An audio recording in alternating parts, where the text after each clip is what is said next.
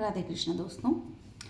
तो आज हम हिस्ट्री के एक ऐसे टॉपिक को डिस्कस करने जा रहे हैं जिसमें कि बहुत सारे हम कंपटीशन एग्जाम में इससे रिलेटेड क्वेश्चंस को देखते हैं। तो ये टॉपिक है हमारा इंडियन नेशनल मूवमेंट, ये जो कि मॉडर्न हिस्ट्री से रिलेटेड है। इसमें हम देखेंगे कि जो हमारा अभी हम जो हमने इसको कुछ चैप्टर्स में डिस्ट्रीब्यूट किया हुआ है। तो जो हम पहला चैप्टर आज लेने जा रहे हैं उसमें हम सिर्फ और सिर्फ कंटेंट के बारे में डिस्कस करेंगे। कंटेंट इन द शॉर्ट, यानी कि जो भी हम देखेंगे तो वो कंटेंट है, उसको डिटेल में हम हर एक चैप्टर में डिवाइड कर करके डिटेल में पढ़ लेंगे। तो ये इंडियन नेशनल मूवमेंट का मेरा पहला वीडियो है। इसके मुताबिक जो हम पढ़ेंगे वो कंटेंट रहेगा हमारा लेटर मुगल, यानी कि हम शुरुआत से लेटर मुगल्स की बात नहीं कर रहे हैं, शुरुआत से मुगल्स की बात नहीं कर रहे हैं, हम शुरुआत ही लेटर मुगल से कर रहे हैं। यानी कि मुगलों के जो सम्राट थे उनके बाद में जो वो मुगल्स की बात कर रहे हैं जिन्होंने शासन किया, लेकिन उनका प्रभाव ज़्यादा नहीं रहा। तो उन मुगल्स में पहले आते हैं सबसे पहले बहादुर शाह प्रथम। बहादुर शाह प्रथम जिनका कार्यकाल 1707 से 1712 तक रहता है। इसके बाद आते हैं जहांदार शाह 1712 से 13 तक। फिर फर्रुखशियार 1713 से 19 तक रहते हैं। मोहम्मद शाह 1719 से 48 तक रहते हैं। अहमद शाह 1748 से 54 तक। आलमगीर द्वितीय जिसका कार्यकाल 1754 से 59 के बीच में रहता है। उसके बाद शाह आलम 1759 से 1806, अकबर द्वितीय 1806 से 37, और फिर सबसे आखिर में जो मुगल सम्राट रहता है वो है बहादुर शाह जफर द्वितीय जिसका कार्यकाल 1837 से 57 के बीच में रहता है। इनको हम डिटेल में चैप्टर वाइज पढ़ेंगे। इसके बाद जो हमारा नेक्स्ट कंटेंट रहेगा वो है arrivals of European countries in India, यानी कि जो यूरोपियन कंट्री का भारत में आने का क्या क्रम रहता है। तो सबसे पहले हमारे यहाँ पोर्तुगीज़ आते हैं, और पोर्तुगीज़ आते हैं हमारे यहाँ 1498 में। फिर उसके बाद इंग्लिश, ये आते हैं 1600 में। डच जो कि 1602 में आते हैं। डेनिश जो कि डेनमार्क से थे वो 1616 में आते हैं। और सबसे आखिर में आते हैं फ्रेंच या फ्रांसीसी जो 1664 में भारत में प्रवेश करते हैं। इनके बाद जिस क्रम में ये आए हैं उसी क्रम में ये अपना विस्तार करने के लिए अपनी फैक्ट्रीज लगाते हैं।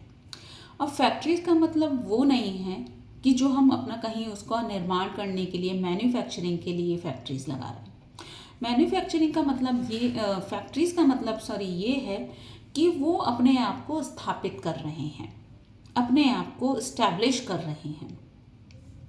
तो first factories of the Europeans, ये हमारा नेक्स्ट कंटेंट रहेगा, जिसमें कि जिस क्रम में वो यूरोपियन कंट्री आए हैं उसी क्रम में उनकी फैक्ट्रीज रहेंगी। तो सबसे पहले क्योंकि हमने पढ़ा है कि पोर्तुगीज़ आए थे तो उनकी फैक्ट्री भी सबसे पहले पोर्तुगीज़ की ही रहेगी। पोर्तुगीज़ जो कि केरल के कैलीकट के रास्ते भारत में प्रवेश करते हैं, और उनकी पहली फैक्ट्री कैलीकट में ही लगती है जो कि 1503 में थी। उसके बाद डच आते हैं जिनकी फैक्ट्री मसूलीपट्टनम में 1605 में लगती है। उसके बाद इंग्लिश यानी कि ब्रिटिशर्स आते हैं, उनकी पहली फैक्ट्री गुजरात के सूरत में 1608 में लगाते हैं, वो इस्टेब्लिश करते हैं। उसके बाद डेनिश जो कि डेनमार्क के थे, उनकी पहली फैक्ट्री तमिलनाडु के ट्रैंकुनबार में 1616 में लगाते हैं। और सबसे आखिर में रहते हैं फ्रांस या फ्रांसीसी, उनकी भी पहली फैक्ट्री गुजरात की सूरत में ही लगती है, और वो लगती है 1668 में। तो इस तरीके से उनकी फैक्ट्रीज की भी बात हो गई है। अब हम बात करेंगे कुछ महत्वपूर्ण युद्धों की। महत्वपूर्ण बैटल्स की, जो कि अक्सर हम इतिहास में पढ़ते हैं और एग्जामिनेशंस में भी हम उनको बार बार देखते हैं कि अक्सर करके पूछ लिया जाता है कि जैसे कि ये युद्ध कब और किसके बीच में और किन किन के बीच में लड़ा गया था और उसमें कौन विजयी रहा, उसका परिणाम क्या निकला। तो इस तरीके से उन बैटल्स को हम अभी तो कंटेंट में देखेंगे, डिटेल्स में हम बाद में उन चैप्टर्स को पढ़ेंगे। तो सबसे पहले बैटल है बैटल ऑफ प्लासी। ये जो बैटल ऑफ प्लासी है वो 1757 में होता है और ये रहता है ब्रिटिश ईस्ट इंडिया कंपनी और सिराजुद्दौला जो कि नवाब था बंगाल का और उसके सहयोगी फ्रांस अलायंस के बीच में। फिर उसके बाद जो युद्ध छिड़ता है वो छिड़ता है बैटल ऑफ बक्सर जो कि 1764 में होता है और इसमें भी ब्रिटिश ईस्ट इंडिया के खिलाफ युद्ध होता है जो कि कंबाइंड फोर्सेस रहती हैं, यानी कि British East India Company versus combined forces of Mir Qasim जो कि नवाब ऑफ बंगाल था, शुजाउद्दौला जो कि नवाब ऑफ अवध था और मुगल एम्परर शाह आलम द्वितीय, ये शाह आलम सेकंड। इसके बाद थर्ड बैटल ऑफ पानीपत जो कि 1761 में छिड़ती है और इसमें मराठा एम्पायर के खिलाफ दुरानी एम्पायर का युद्ध होता है। दुरानी एम्पायर उस समय अहमद शाह अब्दाली के हाथों में था और उसका सहयोग देते हैं। अहमद शाह अब्दाली का जो सहयोग दिया था वो रोहिलास और सुजाउद्दौला ने दिया था।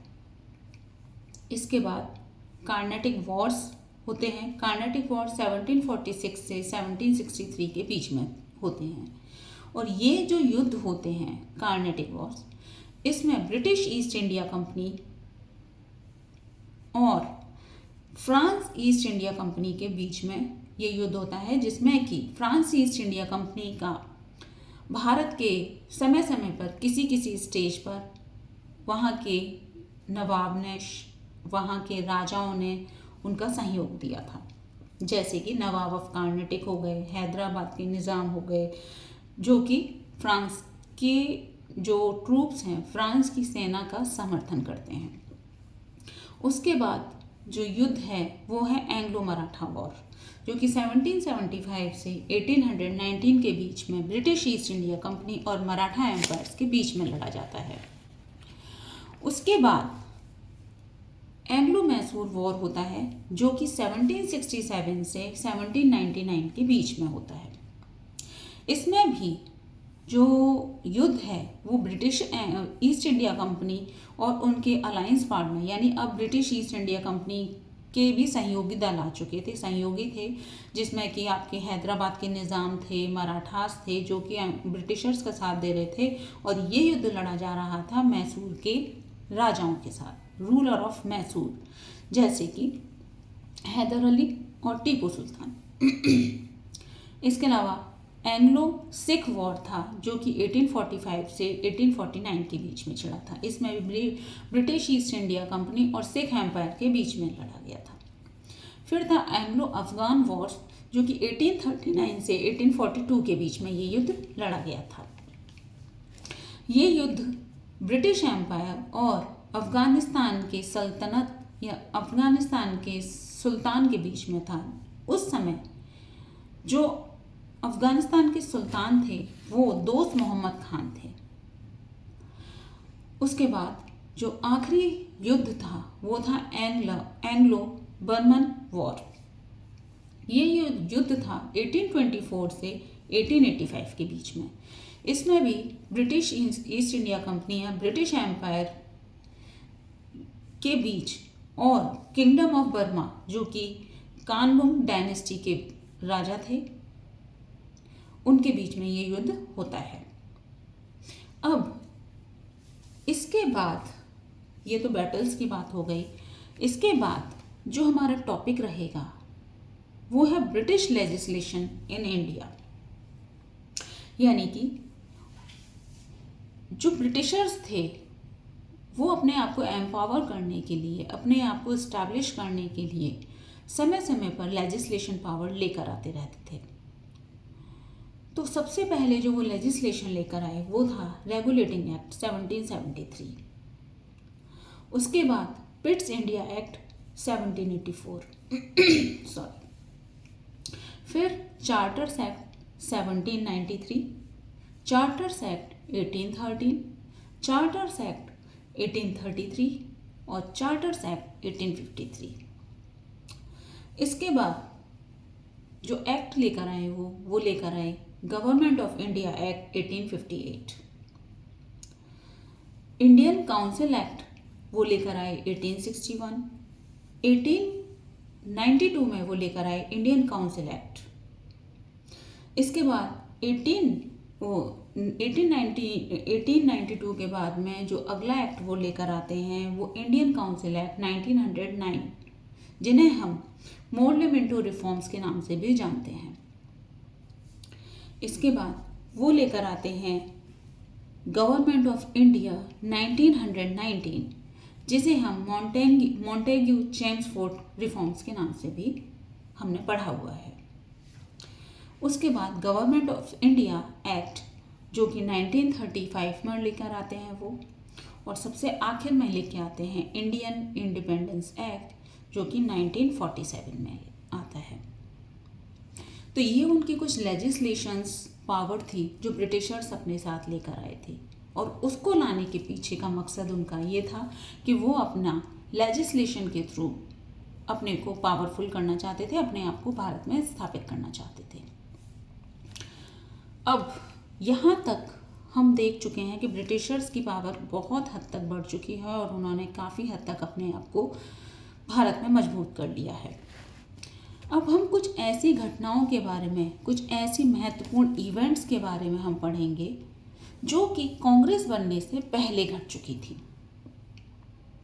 क्योंकि अभी तक हम कांग्रेस का कहीं नाम नहीं सुन रहे हैं।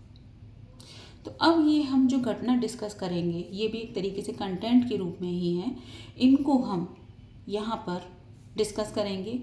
और ये सब घटनाएं कांग्रेस के आने से पहले घटी हुई थी, जिसमें कि सबसे पहले घटना थी परमानेंट सेटलमेंट जो कि 1793 में इंट्रोड्यूस की गई थी।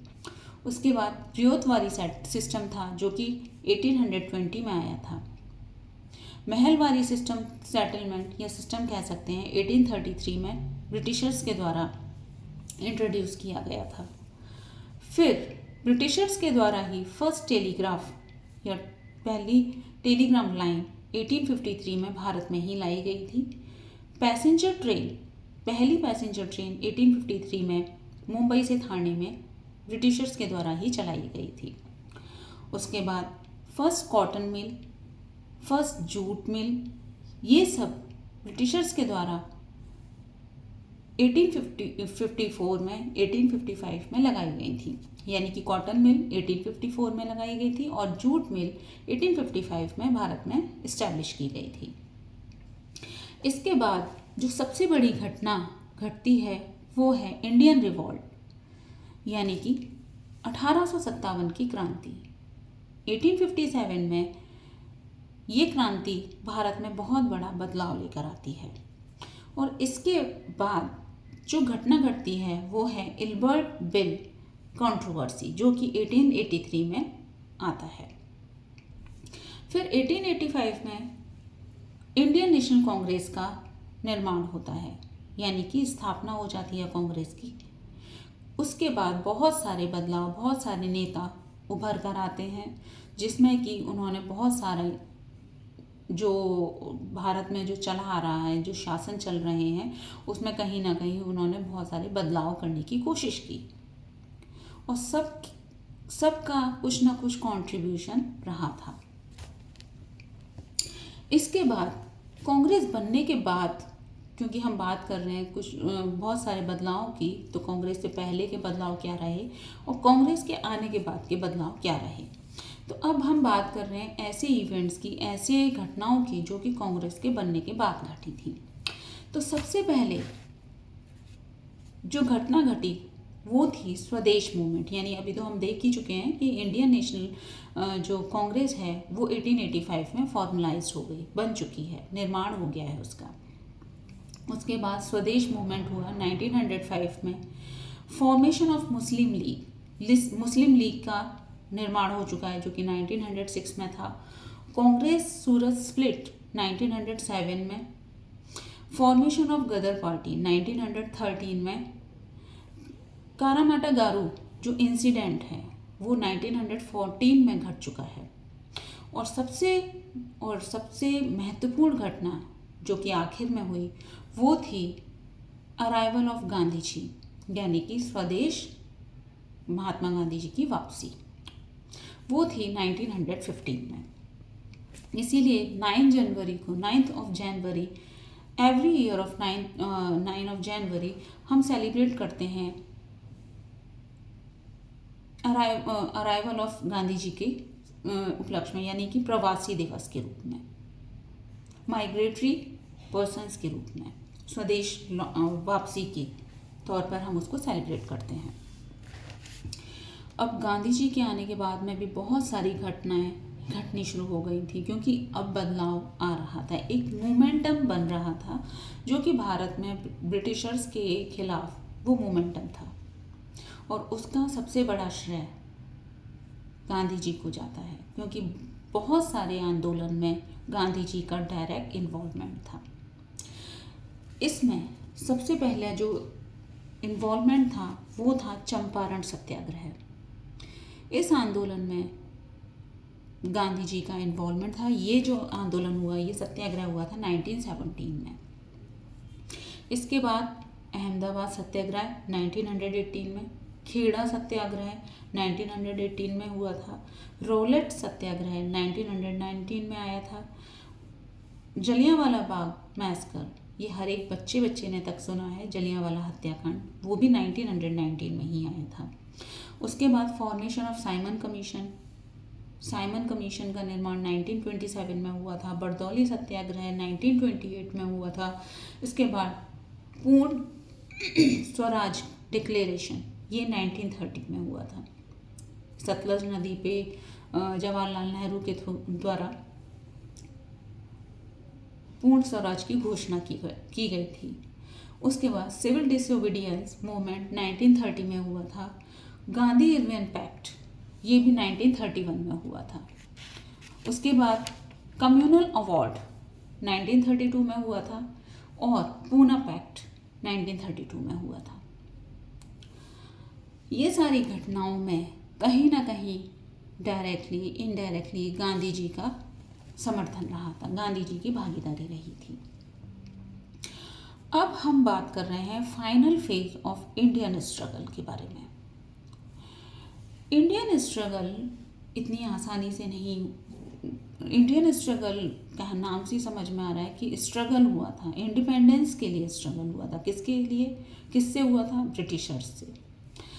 तो इसमें फाइनल फेज का स्ट्रगल जो स्टार्ट हुआ वो हुआ वर्ल्ड वॉर सेकंड से, उसका ब्रोकआउट हो चुका था। वर्ल्ड वॉर सेकंड ब्रोकआउट इन 1939। उसके बाद अगस्त ऑफर आया 1940 में, इंडिविजुअल सत्याग्रह 1940 में, क्रिप्स मिशन 1942 में आया, क्विट इंडिया मूवमेंट 1942 में आया था, CR फॉर्मूला 1944 में आया था, वेविल प्लान 1945 में, देसाई लियाकत पैक्ट ये भी 1945 में आया था। INA ट्रायल हम सुभाष चंद्र बोस से जोड़ते हैं, तो ये भी 1945 में हुआ था। कैबिनेट मिशन प्लान ये 1946 में हुआ था। Formation of Indian constituent assembly and interim government ये 1946 में हुआ था, यानी कि कॉन्स्टिट्यूशनल असेंबली का निर्माण हो चुका था और एक इंटरिम गवर्नमेंट भारत में नियुक्त हो चुका था। इसके बाद क्लीमेंट एटलीज स्टेटमेंट ये 1947 में हुआ था। माउंटबेटन प्लान 1947 में आया था। और last but not the least जो हुआ था वो था इंडियाज इंडिपेंडेंस, जो कि 15 अगस्त 1947 में आया था। तो इस तरीके से ये चैप्टर में हम इन कंटेंट्स को डिटेल में आगे पढ़ेंगे। ये अभी कंटेंट्स हैं कि हम ये चीज़ें डिस्कस करेंगे। अब अगले वीडियो में हम इन्हीं चैप्टर्स को डिटेल में पढ़ेंगे। नमस्कार, धन्यवाद।